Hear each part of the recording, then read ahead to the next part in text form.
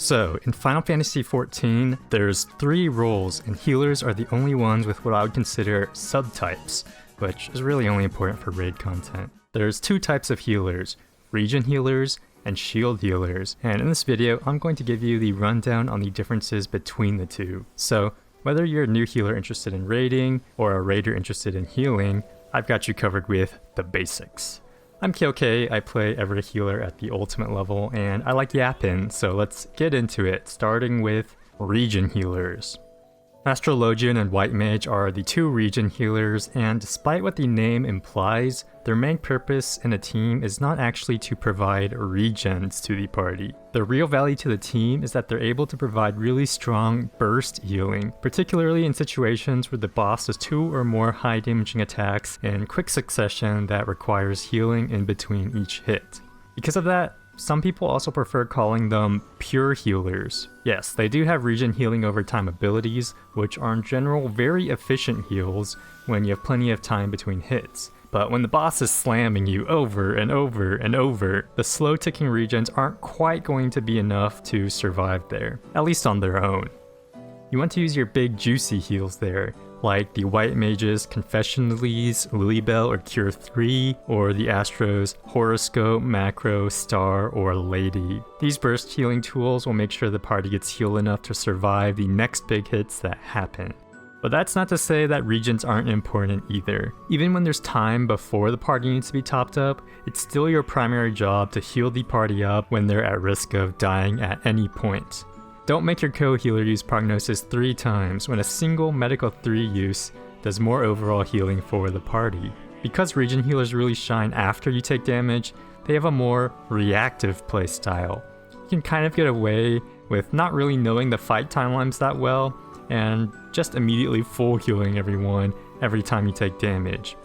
It's obviously not going to produce optimal damage output, but it fulfills your role as a regen healer at keeping everyone alive. Since regen healers have the buttons with the most raw healing output, they're the most responsible for monitoring the HP of the tanks when they're getting autoed, and spot healing party members when they get low or mess up mechanics, maybe even saving their life and potentially the entire pull in the process. In my opinion, the signs of an exceptional regen healer is someone that is able to continuously monitor the party's overall health, even during difficult mechanics, and someone with the reflexes to quickly react to someone that needs spot healing. That brings us to the 2 shield healers, Scholar and Sage. This time, the name is accurate. Shield healers are great at providing shields to the party. This comes in the form of either temporary HP buff over shields or a percent-based defense mitigation buff, both of which are vital if you don't want to see your party members getting obliterated by the raid boss's basic raid wides. This is because in ultimates, savages, and even some extremes, the boss raid wides will do more damage than your entire HP bar, especially if you're under-geared and don't have the best HP yet, so the only way to even survive is to have proper defensive buffs active. While every job in the game has some sort of basic party mitigation, shield healers have the most of it, and on relatively shorter cooldowns. This makes shield healers the single most important person in the party when it comes to everyone surviving the duration of a fight. When a shield healer is dead before a raid wide, everyone starts sweating, since if you can't put your life in your shield healer's hands anymore, then the only one left you can turn to is God.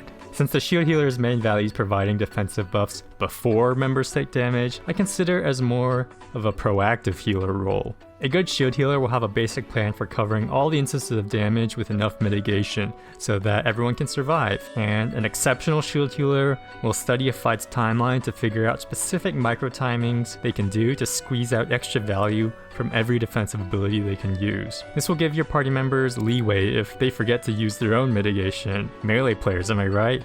Or potentially even allow members to survive mistakes if you provide enough protection. But with great power comes great responsibility too, as messing up your mitigation as a shielder could lead to deaths and potentially a wipe. But don't let this intimidate you away from the role either. This level required precision is only really relevant for extremely high-end proc, like ultimates or week 1 savage tier clears. As you work your way up the encounter difficulty, your skills will definitely improve too. And you can always just refer to pre-made mitigation sheets by other people for ultimates if you're too lazy to cook up your own mit plans like me.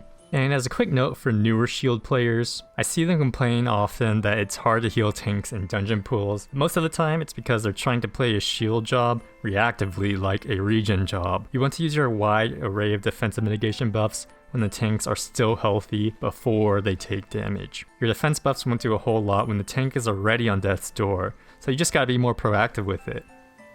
So that's my take on the two healer subtypes in this game. It's important to know that regen and shield healing isn't a black and white thing. Every healer has tools to cover both types of responsibilities, and they should use it to help out their co-healer. So it's important to know a general understanding of both the regen and mitigation aspects of healing. White mages should know where the best temperance spots are in each fight to provide bonus mitigation for their shield healers, and scholars should use their endowment places to help out with the regening. Co-healing is a two-way street, and you shouldn't be chatting your co-healer and making them do everything.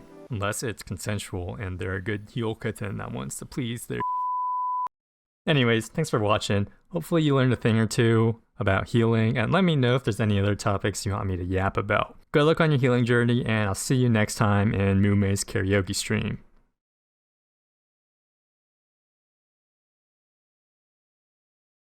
Oh, you're still here. Could it be you're interested in knowing about the dark arts of double shield healing?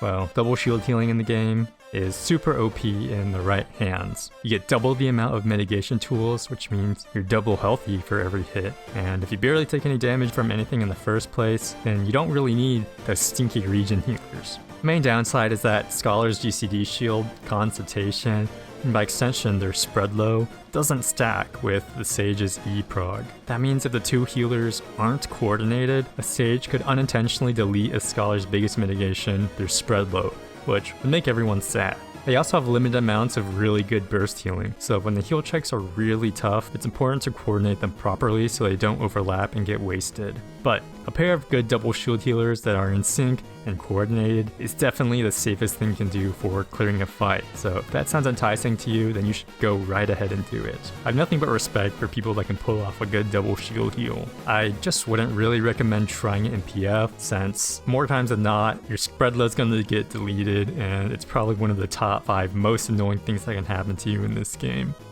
Oh, and double regen doesn't work because you don't have enough mint and you just die to everything. Anyways, goodbye for real. Be ambitious, don't chat people, don't bite your nails, and you'll go far. Thanks for watching, and stay moomin'.